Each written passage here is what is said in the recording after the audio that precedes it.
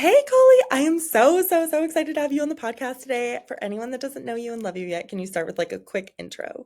Oh my gosh, I have to say an intro. I think it's been so long since I introduced myself on a podcast. I don't even know what to say. Hi, I'm Colie James. I am a client experience system strategist, which basically means I help you automate and streamline the things on the back end of your business so that you can stop wasting valuable hours doing something that a robot could do for you. Yes, and I am so excited for this conversation. I didn't even tell you this, but I almost consider this a part two to when you came on the podcast like a year and a bit ago, because I'm going to link to that interview in the show notes. But it was like how to set up a 5 minute booking process. And I felt like you like blew my mind in that conversation. Immediately after our conversation, I was like, I got to set one of these up, right? And like logistically, I did it well. But then, of course, you know that my email sucked, for lack of better words. So I'm like, I think, and I think you'll agree with me, it's like so many people are like obsessed with like workflows and automation and like having these like little pieces in place. And then the emails are sort of like an afterthought. I mean, truthfully, Kara, that was me until 7 or 8 months ago. I mean, you know this because you write all of my stuff for me.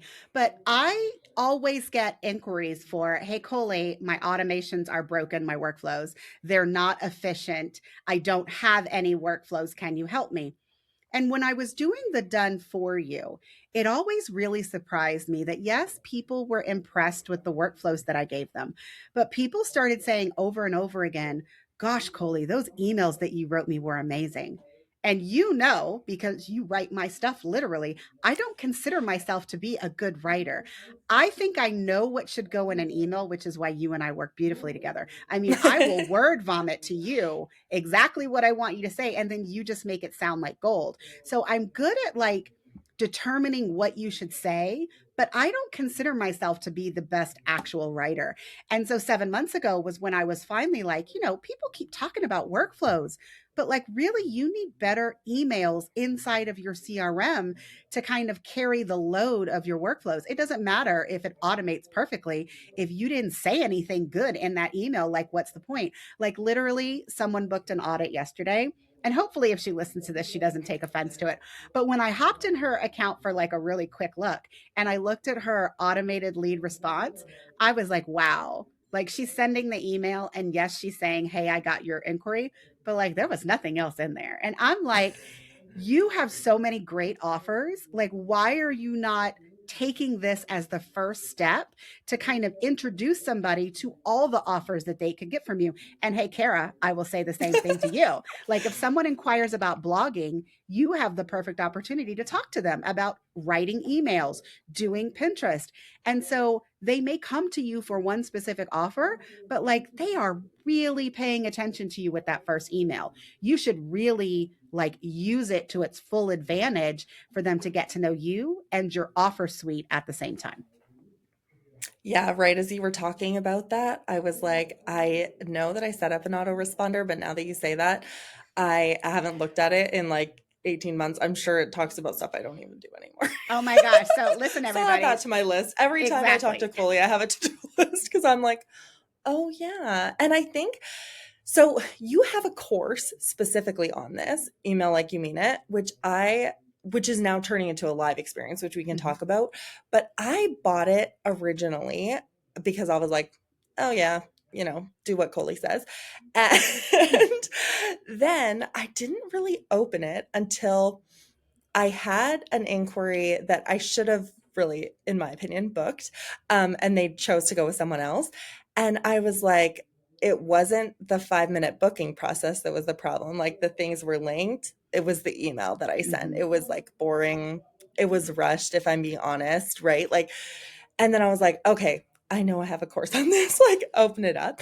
And literally I implemented not even like the full course, just the first or second email and the next inquiry booked in like 5 minutes. And I was like, Mm-hmm. oh, this is a 5 minute booking Yes. process. Like, oh, okay. I thought that linking my proposal contract invoice, whatever, was like the job. It's like, no, the email is the job. I mean, and let's just be honest, it does depend. And I have a couple podcast episodes. I'm going to give them to you for links so you can link them in this episode because I do think they're valid.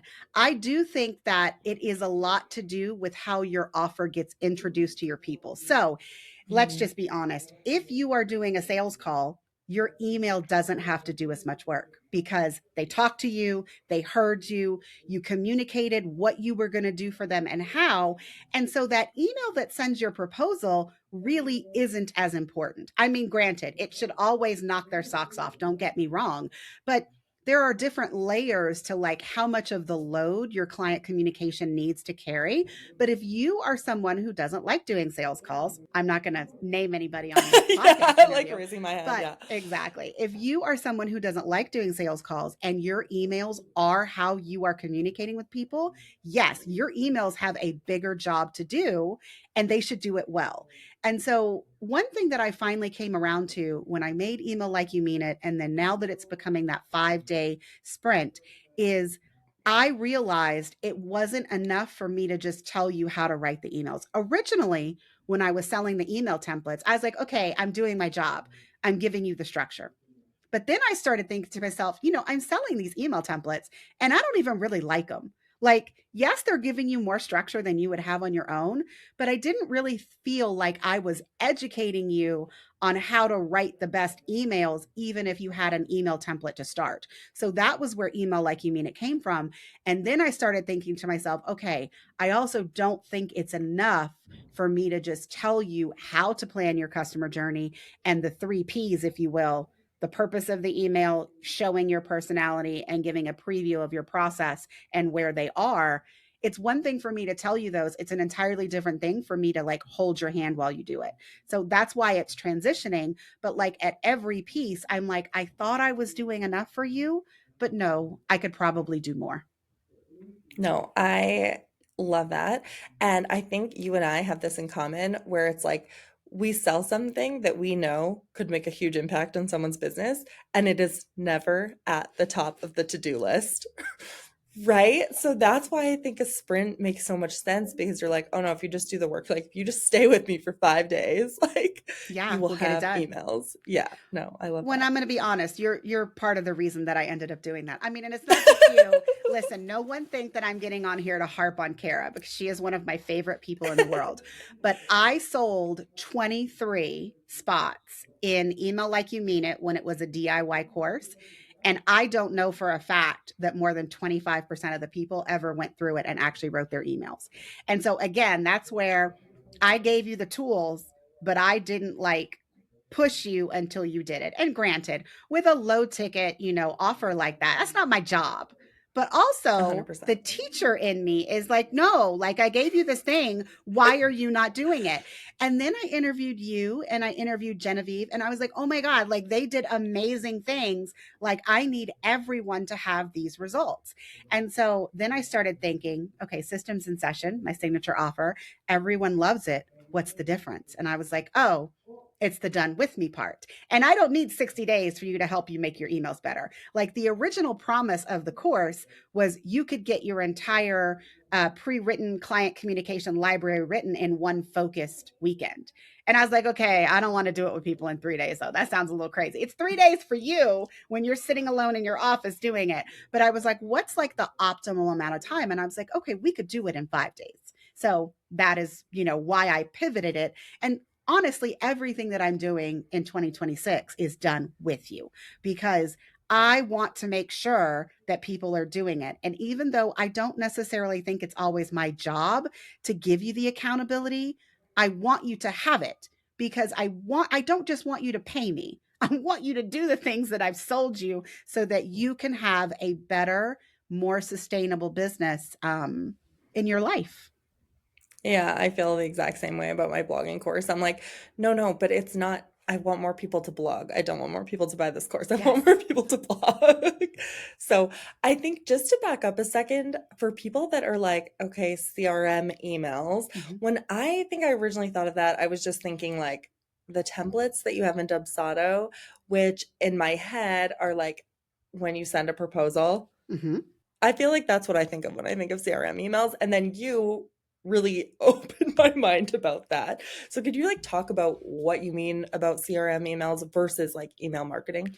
Well, and the funny thing is, the reason that I did email like you mean it originally was I wanted to be able to sell someone a product that wasn't CRM specific. Because everything I sell is Dipsado Honeybook. And if you don't use those two CRMs, you're like dead to me. That's what it was for a really long time.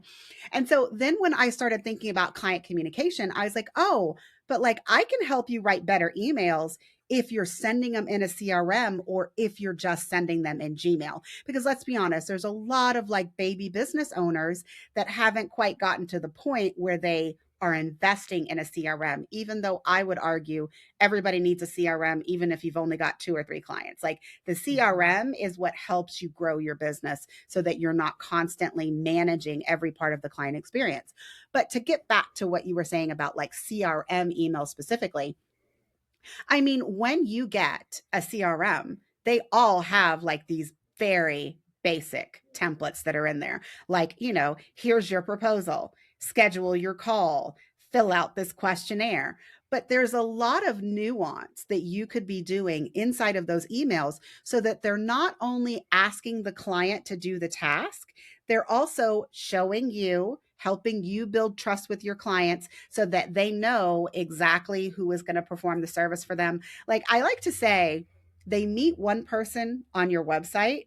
And if you're someone who does a service in person, like photographers or something else, like they're actually going to meet you. And you want to make sure that the person that they read about on the website is the same person that they meet in person. But the same thing is true for online service providers like you and I. Like, if we're going to have a call, I want to make sure that who you thought you hired off my website is who shows up on the call. And in a lot of cases, the emails, the client communication is how you bridge the gap between them finding you on the website and then actually speaking to you when you are delivering the service. And so if all you're doing is sending very basic, boring emails like, here's your invoice, please pay within 24 hours. Like, who wants to receive an email like that? But if you are showing your personality, building trust, making them excited about your service, and always telling them what comes next, that is how you really build an experience that your clients will rave about, which at the end of the day, that is what all of us should aspire to have. Not just clients that get what you promised, not just clients that, appreciate the work that you do, but that they actually talk about you in rooms that you're not in, because that's how you end up getting referrals from them. That's how you end up using their reviews and their case studies to get more clients. And that's how you actually convince them to hire you again. If you give somebody a subpar experience, they are never going to come back and hire you again. Let's be honest. So that should always be your goal. And client communication is just the easiest way for you to do that. Yeah. Oh my gosh, you said so much there that I'm like nodding my head. I'm actually trying not to nod my head so much because Jake was watching my YouTube clips and he was like, "Why are you always like?" He's like, "You've never once done that when I'm talking," and I'm like, "Be more interesting." Um, but I think that was like one of the things that I learned in the course that like really changed the way I thought about it. Not that it's like it makes sense, and I don't want to be like, "Oh, I had no idea," because it's like it's one of those things but you don't actually implement. Is like, Mm-hmm. how often are you telling people what comes next? Because I Yes. noticed like in my own workflow, I'm like when people would ask, it's like, we're gonna get to that. Do you know Mm-hmm. what I mean? Like, relax. I feel like people can relate to that where they're like, oh yeah, people do seem like antsy, and you're like, oh, you can fix that in your client communication. Of And I was course. also gonna say, like circling a little bit even more back, is when you were talking about how your emails have to do heavier lifting if you are not doing like a sales call. Mm-hmm. So we all hear all the time about how 2025 market changed, blah, blah, blah. And I even noticed that in my emails, where in like 2023, I was sending like basic emails, still wasn't booking calls. 2024 and 2025, it's like, oh, I was sending basic emails. Usually I needed to get on a call, Mm-hmm. right? And it was like, then only when I like upgraded my emails, now most people are booking without a call. Some still do, but Yes. No, you know what? You kind of whispered that. I feel like we need to highlight that Yeah. again because when you are sending basic as fuck emails and you are not communicating to your client all the things that they need, that's when they hesitate. That's when they come back and ask you a million questions. And after you hear the same questions over and over and over again, I feel like a lot of us are like, oh, I should probably communicate that better. But then what you automatically go to is, oh, let me go put that on my website. Let me go put it Yeah. in a frequently asked question. Let me go put it in a blog post. I mean, no shade to you, Kara, but no one other than Yeah. me reads every single blog post from someone before they hire them. I mean, I like read or listen to all long form content before I give somebody my money. So if you have a blog, oh, chances are I've read at least 15 of them. You have a podcast, oh my gosh, 10 to 20 episodes if I'm still really interested in hiring you. But I don't think that people think to themselves, oh, if this is really important, I should put it in an email while I'm trying to book them. You just put it somewhere else and kind of hope and pray. And I hope everybody sees my quotes on YouTube or on the video when you see that. You hope and pray that they've seen it on your website instead of reiterating it. People are like, oh, but it's on my website. Okay, but do you know for a fact that they looked at that website page? Like, why are you making the assumption that they're doing things that you didn't tell them to do? Now, it's different if you just say, hey, this is something that you should pay attention to, and you give them a link. Well, then if they don't go look at it, then it's on them, not on you. But like, you cannot assume that people have seen the things on your website that you want them to see if you're not communicating that to them after they've inquired about your services. Now, I would argue if it's super important, it needs to be in the body of the email. You need to be making sure that you are communicating processes, deadlines, all the things that we think are important multiple times in your client experience. In fact, Kara, I know you follow me on Threads. I posted a thread this week that was like, I don't know why you guys are expecting people to remember what you told them in your contract 2 months ago.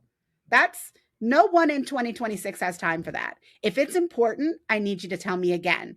And then I need you to remind me that you told me. And then I need you to remind me again that you reminded me of the thing that you told me 2 months ago. I mean, all of us have squirrel brains. I'm sorry if people don't want to Mhm. admit that, but all of us have really crappy attention spans at this point.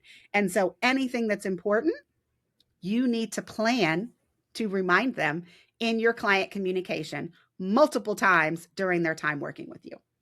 Yeah, that makes total sense to me. And I also feel like it's such a for me it was a reminder to like actually look at the data versus like how I was feeling about where people were dropping off because one of the things is I originally when I noticed more people were starting to book sales calls, I was like people need more reassurance. Mm-hmm. But after I did the email, like upgraded my emails, I'm like, oh, people just didn't know what to do next. Cause I was like hopping on the sales call and they're like, so like, what's the next step? It wasn't like, so how do we do like how does your process work or what results have you had or like normal I guess like what I would expect someone to ask on a sales call. It was like so how do we do this? Oh, and And it's I'm like, actually, oh, okay. yeah, it's something that I mentioned to somebody recently. I had already done an audit for her, and she sent me email like you mean it. I will audit your emails. When it was a course, you could send me the emails, and I would give you like a Loom audit. Now we're going to be doing that live in the 5-day sprint. But she had submitted her inquiry work or her inquiry workflow emails to me, and when I was reading them, I was like, wait, you have a full-time job. I was like, why are you inviting them to schedule a sales call right off the bat? I was like, you and I discussed this. Like, aren't we going to put your process in a video so that they can consume it so that if they do not have questions, they don't need to schedule a sales call? Because there is nothing worse if you are time poor and people are scheduling these sales calls and you get on the sales call and they're like, okay, what do we do next? You're like, man, I made sure that my kid was like in front of the TV with Bluey to do all these things, and you're just going to ask me what's next? I mean, that could have been an email. Hey, you know what? That's my next t-shirt. That could have been an email. Yeah, but it's so true. And I also think we kind of touched on this. When you're selling a digital course, it's really not your job. It's your job to create a good course where people have what they need to implement it. It's not super your job to like hold their hand to do Yep. it. However, I really think like we need to be investing a little bit more than what a course price point is to Mm-hmm. get somebody's eyes on stuff. Yes. Because I know, like, for me, I'm like, no, I need you to make it better. I need Mm-hmm. to do what you're telling me, and then I need someone to look at it. And I love that you did the audits in the course and then you're doing it in that live one. Because I feel I, like we need that. There's so many gaps in our business we can't see. Well, and you and I have talked about my 5 minute rule. I have a 5 minute booking process, guys, and I have a 5 minute rule. My 5 minute rule is related to anyone in my audience that is struggling with something that I can answer in less than 5 minutes. If you have a Dubsado question or even a Honeybook question or whatever it is, if you DM me on Instagram, don't send me an email. I do need to say that out loud because your email, yeah, Kara knows your email will never see the light of day. But if you send me a DM on Threads or Instagram and you ask me a question, if it doesn't require me to go into your account, if it doesn't require me to do research of any kind, if it's just knowledge that I have sitting in my head that I can give to you in less than 5 minutes, I am happy to help solve your problem. There is nothing worse to me than thinking about the people that go round and round. They go to YouTube, they're trying to get an answer. And I'm like, oh, but I could have told you that in like 2 minutes and then you could have moved on with your day. I mean, that is another reason why I want to do this as a live client communication sprint, because I want to help you get over whatever, issue you have. If you just need like a pat on the back to be like, oh my God, that is a really good email, please go automatically put that in your CRM and send it to your very next person. I would love to give that to you. And I also, again, want to make sure that when you are ready to do your client communication and you're like, okay, this is when I'm going to do it. Guys, we got 5 days. We got 5 days. Let's knock this shit out. I don't want you to buy a Yeah. course. And when I check in with you 60 days later, you're like, oh, Colie, like I didn't have time. Like, really? You didn't have time to listen to 2 hours worth of like lessons to get you in the mood to write the emails. And then with the GPTs, you could have knocked all of them out in like 3 hours. Like, it's just 5 hours, guys. Come on. I know you got 5 hours. And honestly, you don't even need to listen to all of the lessons in order to do the emails. Like, there are some key ones that you need to know. Like, you need to know my 3P framework. But once you've got that down and you can like identify what's in your process, I mean, writing these emails takes absolutely no time. It's probably going to take you longer to copy and paste them into your CRM and put the right smart fields than it is for you to write them with the help of my GPTs. Yeah, 100%. And I mean, you know this about me, but like my actual workflows in Dubsado are like clunky as hell. And yet I've noticed a huge difference in just upgrading the emails, which was like for me a baby step, which I want to talk about next because it's like, actually, I don't know. I think I was watching a TikTok or something that was like, do the like first tiny step. And for me, I feel like it was the CRM emails, batching those out made a huge difference. Like I said, literally the next person booked me so fast and was like matched my energy of excitement, which I Mhm. was like, yes, dream client, so excited to work together. And then, so I've already noticed a huge like ROI in just upgrading the emails. I cannot wait to work with you further to get the workflows Mhm. up to par. But then I also wanted to talk to you about almost like this nurture aspect of a CRM, because I think sometimes when you think about like the emails, we think about like the one where you're sending the proposal. But one of the things that I think you explain so well is like after somebody's hired Mhm. you and like keeping, I mean, my service is a bit different because it's like, oh no, you just have me for life. Like Yes. we'll I be mean, I'm working never together getting rid of you, forever. Kara. Right? I So swear, everybody else can go, but Kara cannot go, y'all. right? Like what's an offboarding sequence? No, like we're together for life. But I do think like some of those, like especially in like the first like 60 to 90 days or whatever, if you're a wedding Mhm. pro, maybe your system's longer, it is like so important to send those emails, whether you're doing it like through a CRM or something else.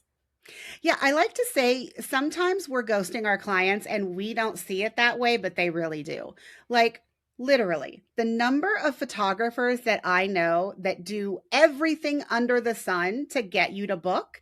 And then after you book, they might send you a prep guide, they might send you a questionnaire, but then you're basically dead to them until the session.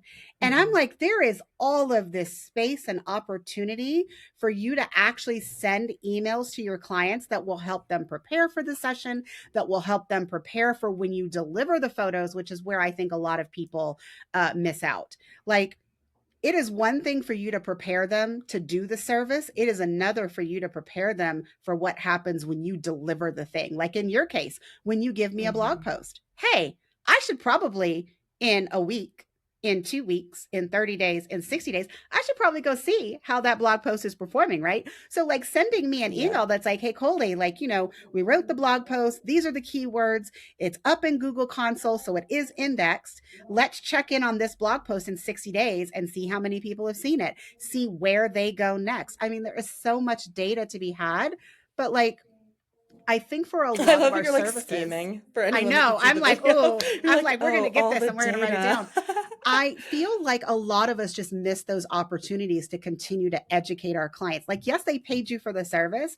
And yes, as say a photographer, it's really great that you give them beautiful images that they can hang on their wall. But there are so many more ways that you can nurture that client. And again, if we're going back to my 3 R's, you giving your clients an amazing experience and nurturing them and building that trust is how you get them to rave about you, to refer you, and then to come back and rebook you.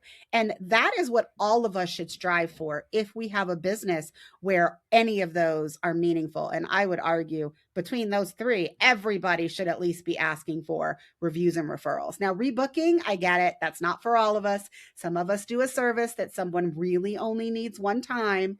I will admit you people exist. But in most cases, I promise I could find something else for you to sell them. I really could. Yeah, no, I completely agree. And I also think like as we talk about like the market being softer, like a great client experience is like the only way you're going to stay in business. I really think that. So, And I mean, a lot of us, I feel like and it might just be my circles, Kara, and you and I feel the same way about Instagram. So I know that I'm in good company right now.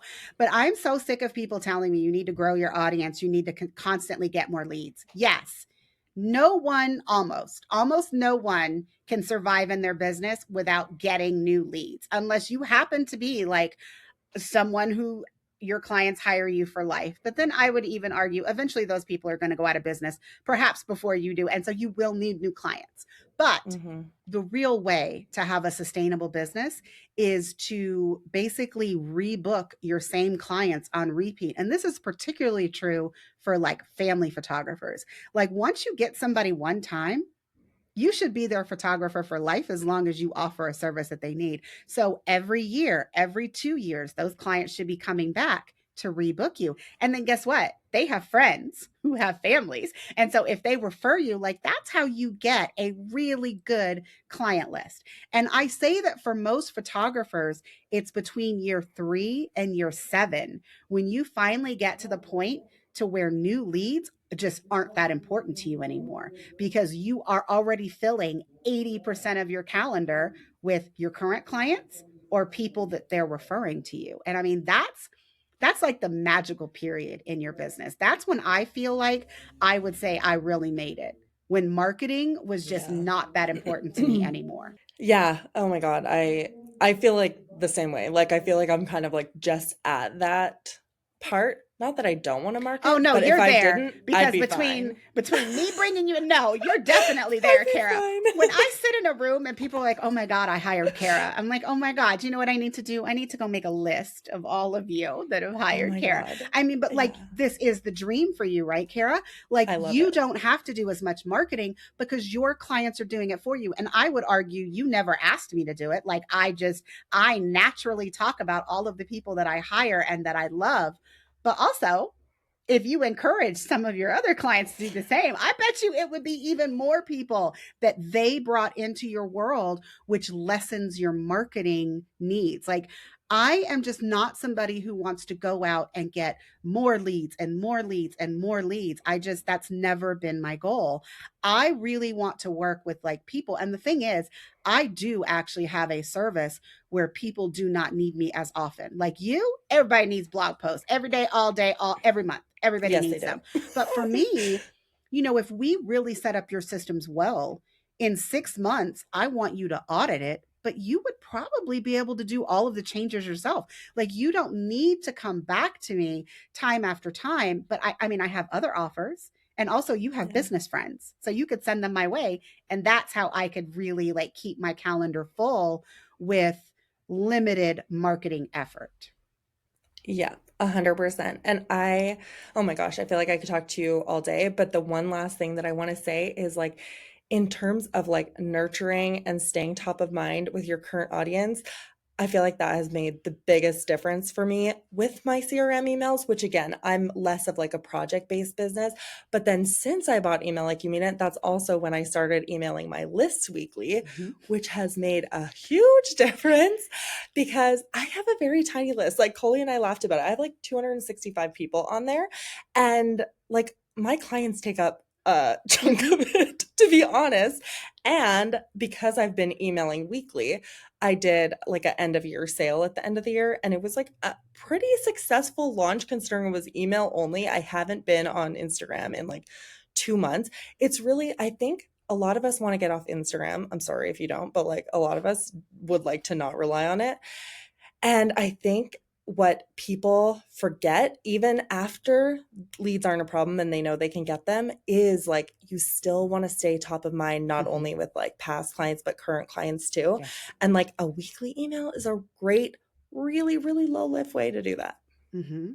I mean, and then it's also a way if you're using something like a 4x4 from like Damaju or just like one of those, these are the ways that you can hire me.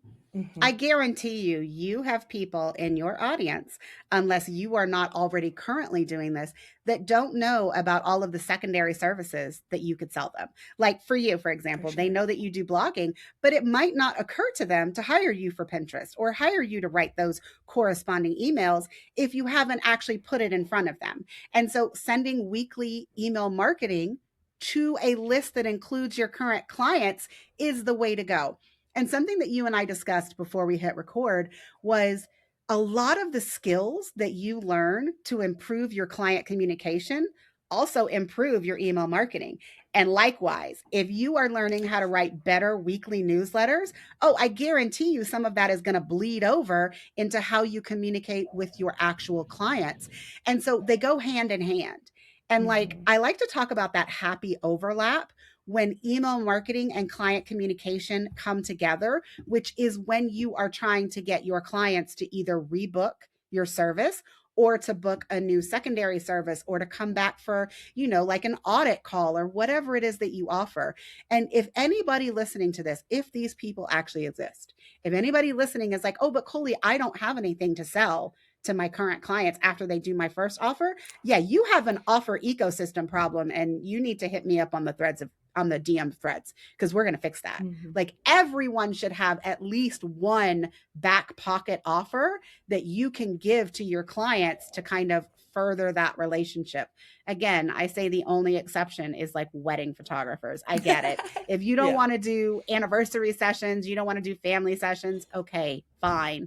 I will give it to you and only you. But I think everybody else in the world can have another offer that they can give their clients after your main signature offer is complete.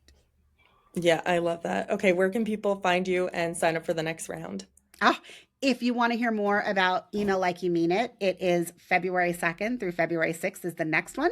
If you've listening to this and that has already passed, you can find out information about the current quarterly sprint at coliejames.com/email.